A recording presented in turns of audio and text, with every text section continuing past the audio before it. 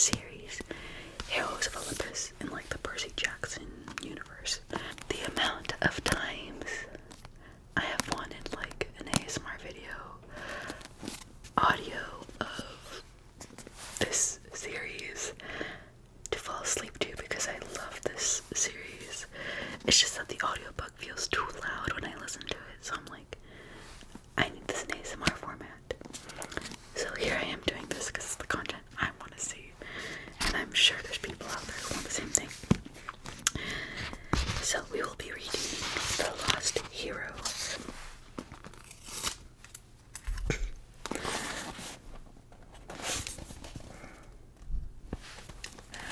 Chapter 1. Jason. Even before he got electrocuted, Jason was having a rotten day. He woke in the backseat of a school bus, not sure where he was, holding hands with a girl he didn't know. That wasn't necessarily the rotten part. The girl was cute, but he couldn't figure out who she was or what he was doing there. He sat up and rubbed his eyes, trying to think. A few dozen kids sprawled in the seats in front of him, listening to iPods, talking, or sleeping. They all look around his age, 15, 16. Okay, that was scary. He didn't know his own age. The bus rumbled along a bumpy road. Out the windows, desert rolled by under a bright blue sky. Jason was pretty sure he didn't live in the desert. He tried to think back. The last thing he remembered. The girl squeezed his hand. Jason, you okay? She wore faded jeans, hiking boots, and a fleece snowboarding jacket. Her chocolate brown hair was cut choppy and uneven with thin strands braided down the sides. She wore no makeup, like she was trying not to draw attention to herself, but it didn't work. She was seriously pretty. Her eyes seemed to change color like a kaleidoscope, brown, blue, and green. Jason let go of her hand. I don't. In the front of the bus, a teacher shouted, "All right, cupcakes, listen up." The guy was obviously a coach. His baseball cap was pulled low over his hair, so you could just see his beady eyes. He had a wispy goatee and a sour face like he'd eaten something moldy. His buff arms and chest pushed against a bright orange polo shirt. His nylon workout pants and Nikes were spotless white. A whistle hung from his neck and a megaphone was clipped to his belt. He would have looked pretty scary if he hadn't been 5'0". When he stood up in the aisle, one of the students called, "Stand up, Coach Hatch."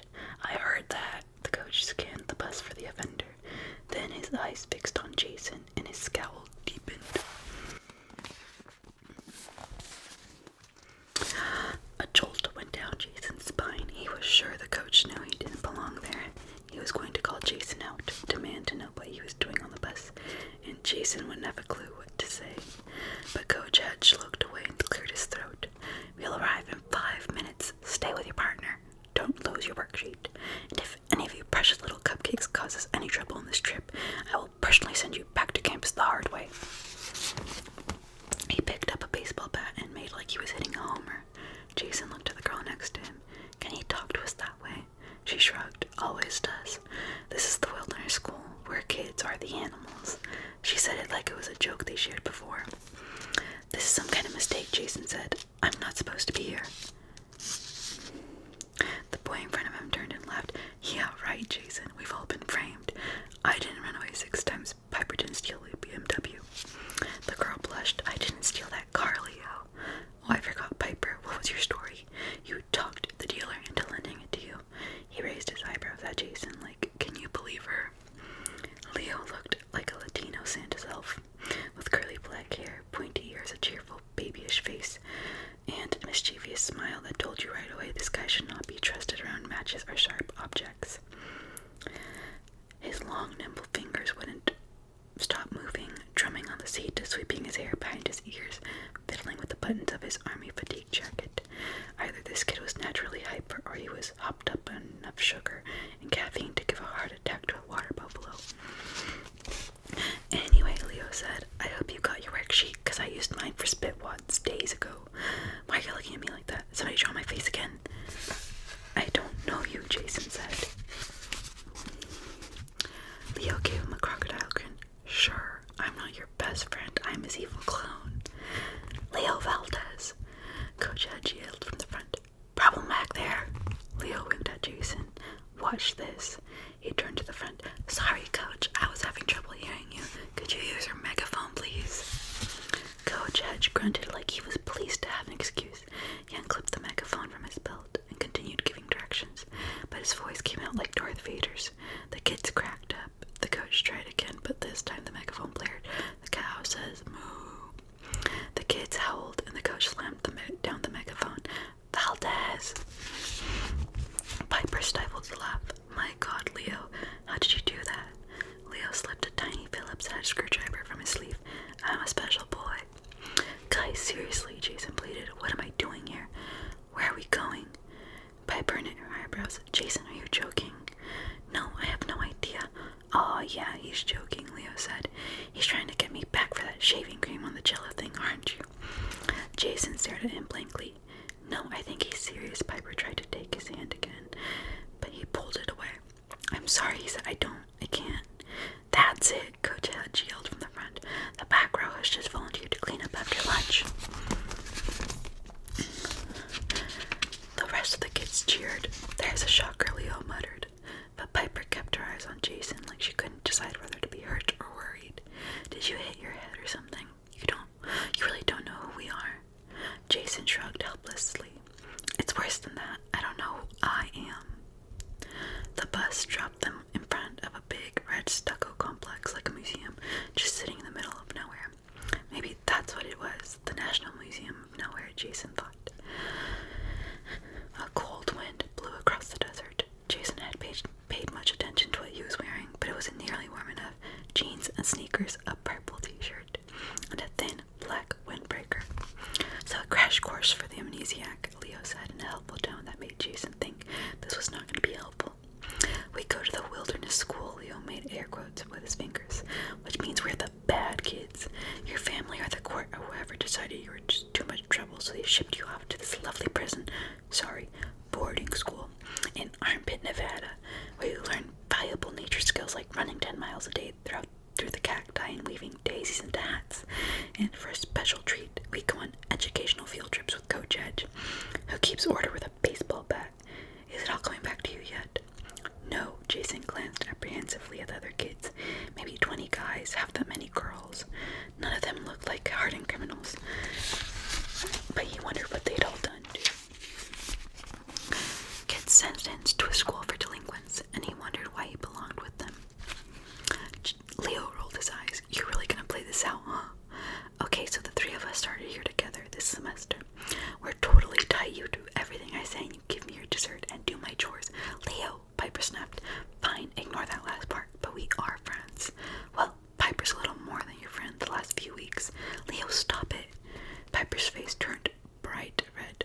Jason could feel his burning too. He thought he'd remember if he'd been going out with a girl like Piper. He's got amnesia or something, Piper said. We've got to tell somebody. Leo scoffed. Who? Coach Hedge. He tried to fix Jason by whacking him upside the head. The coach was at the front of the group, barking orders and blowing his whistle to keep the kids in line, but every so often he'd glance back at Jason and scowl. Leo, Jason needs help, Piper insisted. He's got a concussion or... Yo, Piper. One of the other guys dropped back to join them as the group was heading into the museum. The new guy wedged himself between Jason and Piper and knocked Leo down. Don't talk to these bottom feeders. You're my partner, remember?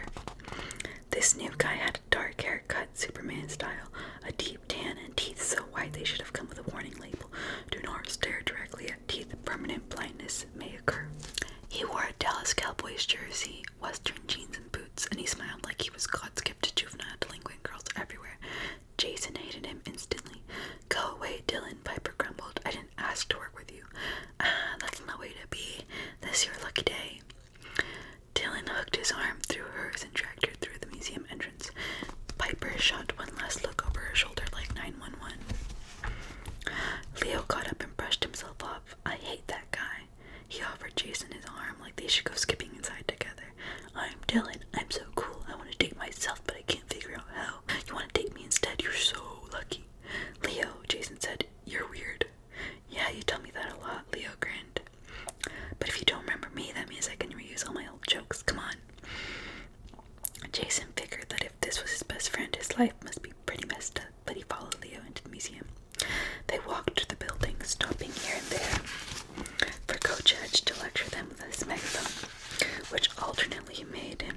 like a Sith Lord, or blared out random comments like the pig says oink. Leo kept pulling out nuts, bolts, and pipe cleaners from the pockets of his army jacket and putting them together like he had to keep Sans busy at all times. Jason was too distracted to pay much attention to the exhibits, but they were about the Grand Canyon, the Wallaby tribe, which owned the museum. Some girls kept looking at Piper and Dylan and snickering. Jason figured these girls were the popular clique. They wore matching jeans and pink tops and enough makeup for a Halloween party. One of them said, "Hey Piper, does your tribe run this place? Do you get in free if you do a rain dance?" The other girls laughed. Even Piper's so-called partner, Dylan, suppressed a smile. Piper's snowboarding jacket sleeves hit her hands, but Jason got the feeling she was clenching her fists. "My dad's Cherokee," she said, "not Wallaby. Of course you'd need a few brain cells to know the difference, Isabel." Isabel widened her eyes in mock surprise, so that she looked like an owl with makeup addiction. "Oh, sorry, was your mom in this tribe? Oh, that's right, you never knew your mom." Piper charged her, but before a fight could start, Coach Hedge barked, "Enough back there. Set a good example or I'll break out my baseball bat." The group shuffled on to the next exhibit, but the girls kept calling out little comments to Piper. "Good to be back on the res," one asked in a sweet voice. "Dad's probably too drunk to work," another said with a fake sympathy. "That's why she turned klepto." Piper ignored them, but Jason was ready to punch them himself. He might not remember Piper or even who he was, but he knew he hated mean kids. Leo caught his arm. "Be cool. Piper doesn't like us fighting our battles. Besides, if those girls found out the truth about her dad, they'd all be bowing down to her and screaming, 'We're not worthy.'" "Why? What about her dad?" Leo laughed in disbelief. "You're not kidding. You really don't remember about your girlfriend's dad?" "Look, I wish I did, but I don't even remember her, much less her dad." Leo whistled. "Whatever. We have to talk when we get back to the dorm." They reached the far end of the exhibit hall, where some big glass doors led out to the terrace. "All right, cupcakes," Coach Hedge announced. "You are about to see the Grand Canyon. Try not to break it. The skywalk can hold the weight of 70 jumbo jets, so your featherweights should be safe out there. If possible, try to avoid pushing each other over the edge, as that would cause me extra paperwork." The coach opened the doors, and they all stepped outside. The Grand Canyon spread before them, live and in person. Extending over the edge was a horseshoe-shaped walkway made of glass, so that you could see right through it. "Man," Leo said, "that's pretty wicked." Jason had to agree, despite his amnesia and his feeling that he didn't belong there. He couldn't help being impressed.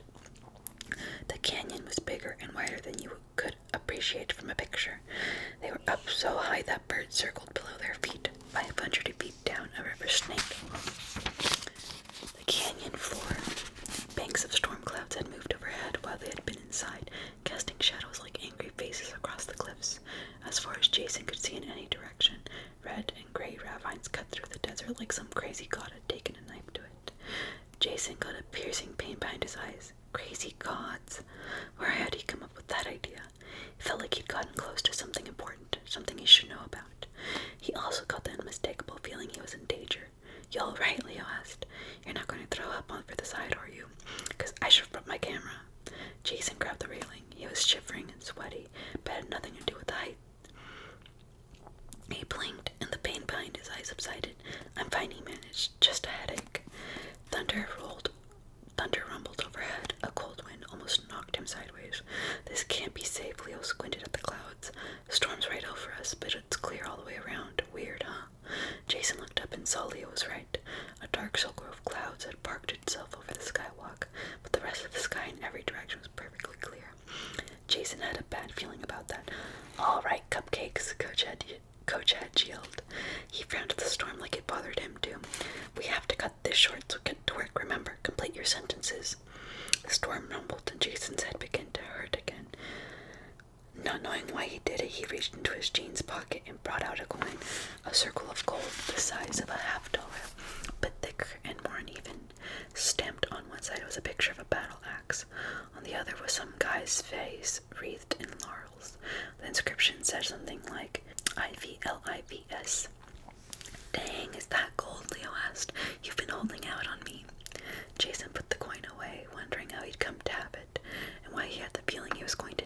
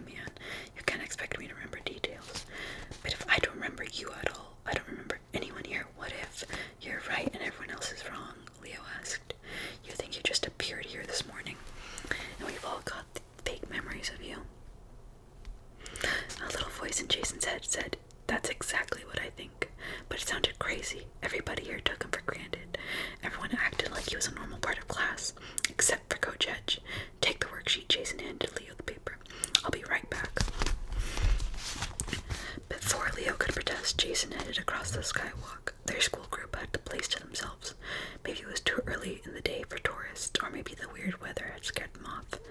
The wilderness school kids had spread out in pairs across the skywalk. Most were joking around or talking. Some of the guys were dropping pennies over the side. About 50 feet away, Piper was trying to fill out her worksheet, but her stupid partner Dylan was hitting on her, putting his hand on her shoulder and giving her that blinding white smile. She kept pushing him away, and when she saw Jason, she gave him a look like, "Throttle the sky for me."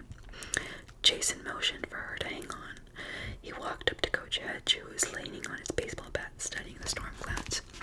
"Did you do this?" the coach asked him. Jason took a step back. "Do what?" It sounded like the coach had just asked if he made a thunderstorm.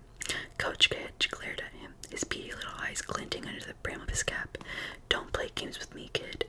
What are you doing here, and why are you messing up my job?" "You mean you don't know me?" Jason said. "I'm not one of your students." Hedge snorted. "Never seen you before today." Jason was so relieved he almost wanted to cry. At least he wasn't going insane. He was in the wrong place. "Look, sir, I don't know how I got here. I just woke up on the school bus. All I know is I'm not supposed to be here." "Got that right?" Hedge's gruff voice dropped to a murmur, like he was sharing a secret. "You've got a powerful way with the mist, kid. If you can make all these people think they know you, but you can't fool me. I've been spelling monster for days now. I knew you had an infiltrator, but you don't smell like a monster. You smell like a half-blood. So who are you, and where'd you come from?" Most of what the coach had said didn't make sense, but Jason decided to answer honestly. "I don't know who I am. I don't have any memories. You've got to help me." Coach Hedge studied his face like he was trying to read Jason's thoughts. "Great," Hedge murmured. "You're being truthful." "Of course I am. And what was all that about monsters and half-bloods? Are those code words or something?" Hedge narrowed his eyes. Part of Jason wondered if the guy was just nuts, but the other part of him knew better. "Look, kid," Hedge said. "I don't know who you are. I just know what you are, and it means trouble. Now I got to protect 3 of you rather than 2. Are you the special package? Is that it?" "What are you talking about?" Hedge looked at the storm. The clouds were getting thicker and darker, hovering right over the skywalk. "This morning," Hedge said, "I got a message from camp. They said an extraction team is on the way.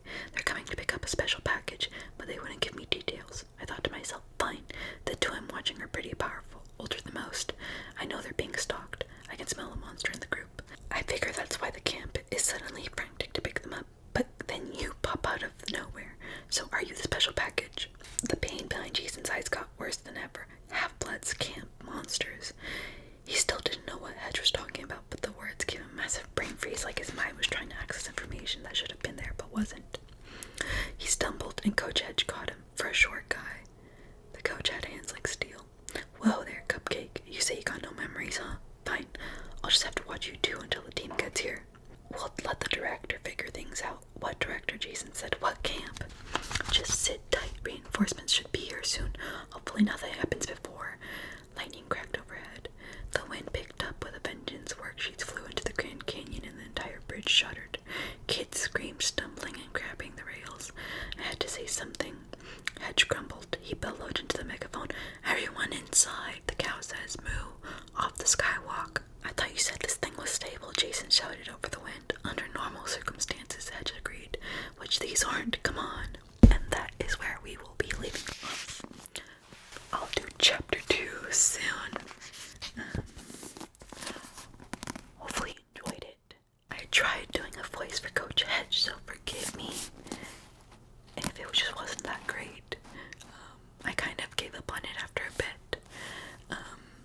So there's chapter 1 of The Lost Hero, the first book in the Heroes of Olympus series. I kind of want to do the whole series, but that's kind of a lot of reading.